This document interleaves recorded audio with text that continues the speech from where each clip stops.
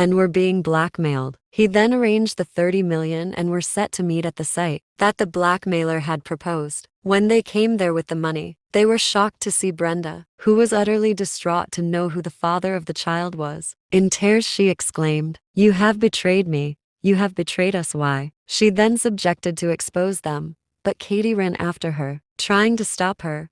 They put up a fight, and she barely managed to escape. Weak, "You can't let her go," Katie cried out to the child's father, who tried running after her but she escaped. She ran to meet Bella, who was at the other side of the road. As she tried to cross the road, she was ran over, somersaulted and crashed on the floor.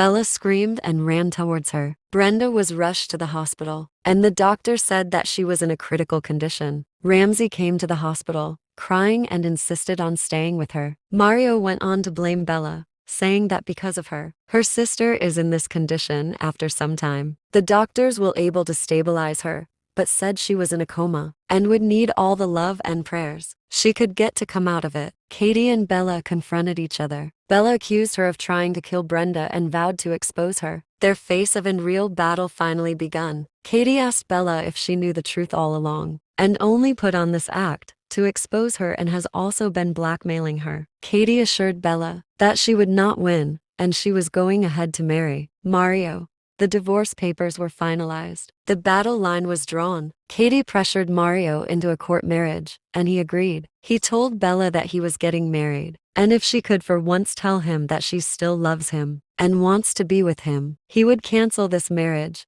But Bella ignored him, abruptly telling him he should go on with the marriage, and she wishes them a happily married life. Katie and Mario proceeded to court to get married, in a small way, in the presence of the media. But then Bella came and halted the proceedings. This was after they had signed the papers and were now legally wedded. She said that the papers they had signed were not court marriage papers, but divorce and annulment papers, also banning them forever from ever getting married or uniting again. Mario was inwardly glad that Bella made a move, but Katie was distraught. Her plans had failed blatantly. She was now vengeful. She needed to find a way to secure Mario for the sake of the child, which now would be impossible, since Bella was hot on her heels. Bella was now running out of options to expose Kitty. Ramsey told her that this would not do. They needed DNA reports to prove that Mario was not the father of Katie's child. Katie was distraught. She couldn't handle what had just happened. She fainted. Bella and Ramsey proceeded to collect Mario's hair sample while he was asleep, as well as those of Katie.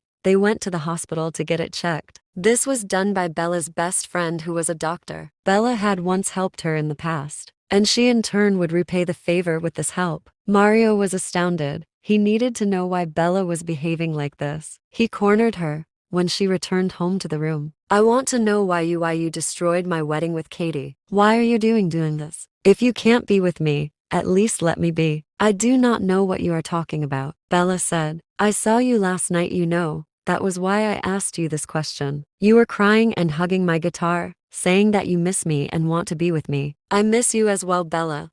Let's be together." Bella covered his mouth before he was done talking, but Mario pushed her against the wall. "I am tired of your shenanigans. I have resolved to get rid of you from my head, from my heart. I would not have you here," he said as Bella snapped out. "Leave my room." "No," Mario insisted. "Leave my room this instant. I command it," she shouted, as he held her against the wall. "No, I will not. I cannot. I command it. Please, I'm begging you. Leave my room. I do not want to say what my heart tells me to say. I am begging you, please," she said as Mario said, "No, I will not. I have heard you say you do not want me, that I should leave your room, and you that you do not want to be with me. But what I have not heard you say is that you do not love me. Mario, please. I have many tribulations enough. Your enemies, your FOs. We cannot be together. Alas, it has come to this. There's a wall and fate between," she begged, trying to remove her face and struggling to let go, but Mario snapped in.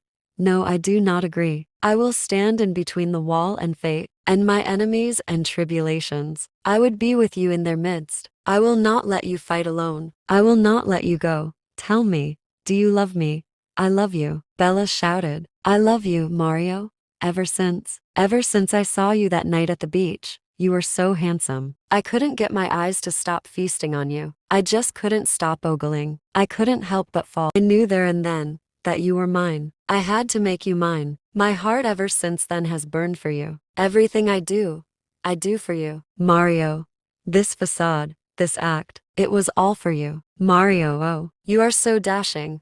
How could anyone not fall for you? When I see you, I say to myself, oh, the gods are indeed cruel. Why do they so torture me so much like this? No one's meant to be this handsome. Your mere breathing sends chisels down my spine. And when you smile, they're butterflies playing down in my belly. I may have said what I ought not to say, but isn't this enough reason to tell you how much I am madly in love with you, Mario? This feeling, I don't know what it'll gravitate to next. I yearned for you, she said, but Mario quickly intercepted her with a light kiss on her cheek. Shut up, Bells. Don't make me become so obsessed. I might have you all to myself, never wanting to let you go. You might make me kiss the hell out of you. I'm gonna kiss you till you drop if you continue talking, he said, as he moved his hands down, from her cheeks, to her neck, tracing her down, through her shirts, to her nipples. He struggled through her shirts, sending her down in spiraling fantasy, making her give endless moans of pleasure. Yes.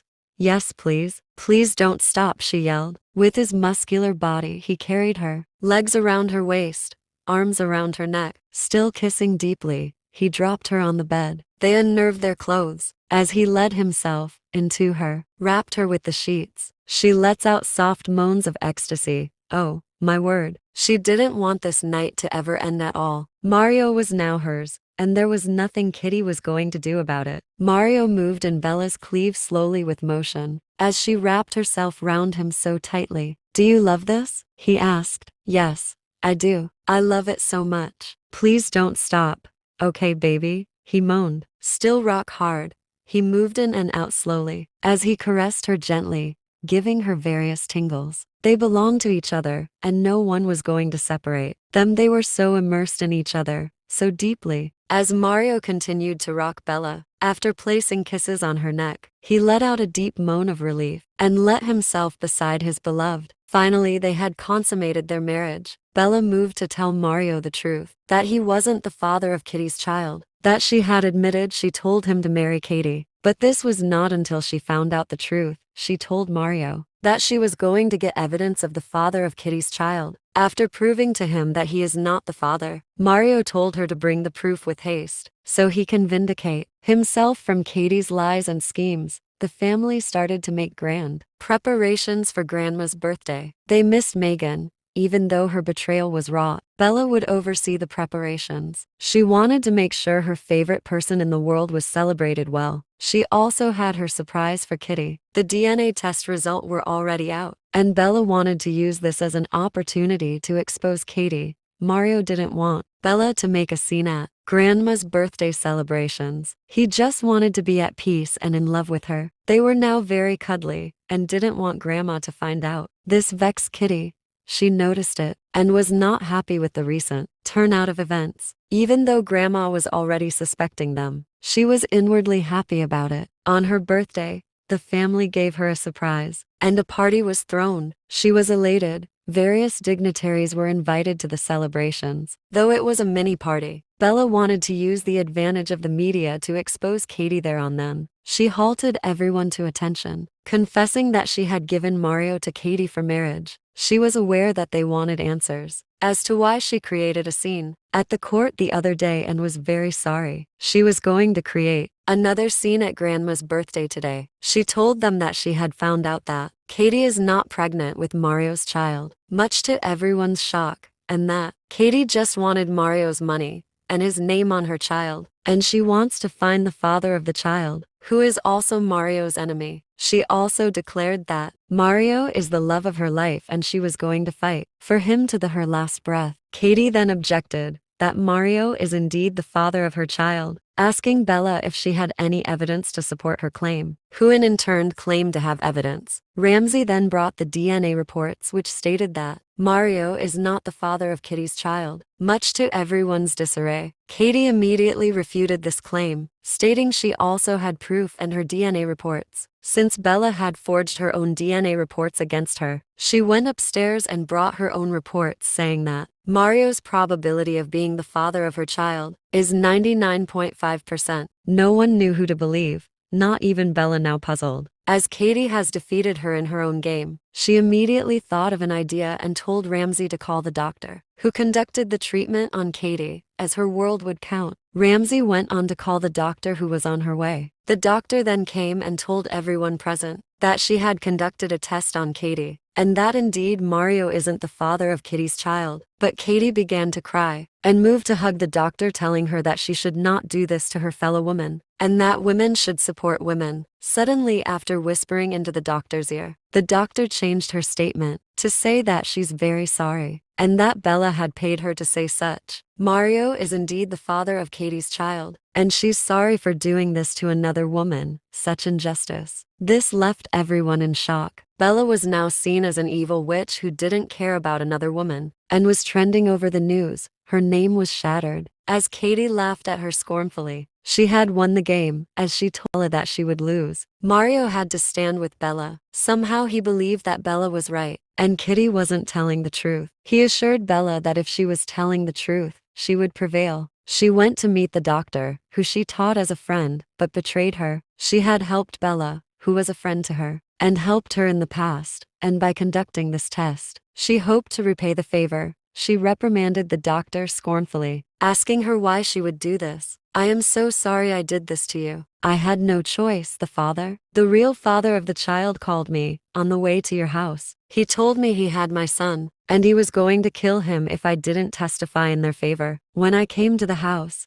I didn't think he was serious until Katie hugged me to whisper to me how my son would die if I didn't change my statements. She told me that as she speaks, my son isn't at home, and after this I should confirm it. I had to testify to save my son. I am so sorry. When I came home, it was true. My son wasn't at home. So he called me and said, "Well done. My son is safe and sound, and he will be returning home today." The doctor poured out as Bella was shocked beyond despair. "You mean to say he's coming here today?" "Yes, Bella, the real father of Katie's child, is coming here today. You can catch him on video. You just have to wait and hide. Once he comes and he lets off my son, you will know who he really is," the doctor said as Bella was astounded. "Today is the day I am going to expose the father of Kitty's child." In a few hours' time, someone knocked at the door, and the doctor opened it. Her son came in with the father of Kitty's child. Bella was shocked that she almost let go of her phone, but maintained composure, so he wouldn't find out. If she were to confront him now,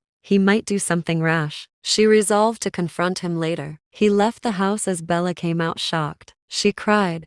She couldn't believe her eyes. She sat down for some minutes. She had wanted to contemplate on what she just saw. Who she saw, that person. She had trusted him so much. How could he betray her and Brenda and the entire family? She resolved to tell Mario and confront him first. Bella went to the house in tears, seeing gathered members of the family, who were now joyful to receive the news that Brenda was out of coma. But unconscious, they resorted to visit her. Ramsey was elated and joyous as well. Bella went to him. "You don't have to pretend to be so happy when you know that she knows your truth," Bella said as Ramsey turns to her shocked. "I do not know what you mean, Bella. Please explain. She is my wife. Why shouldn't I be happy?" "Let's see, maybe, because you are the real father of Katie's child." "Oh, my God. You couldn't be so heartless. Just saying it alone makes me want to throw up. You are also the one who manipulated Megan into vying for Mario's money, because you want to become the president and CEO of the Vegas group, not Mario, right? You are so despicable.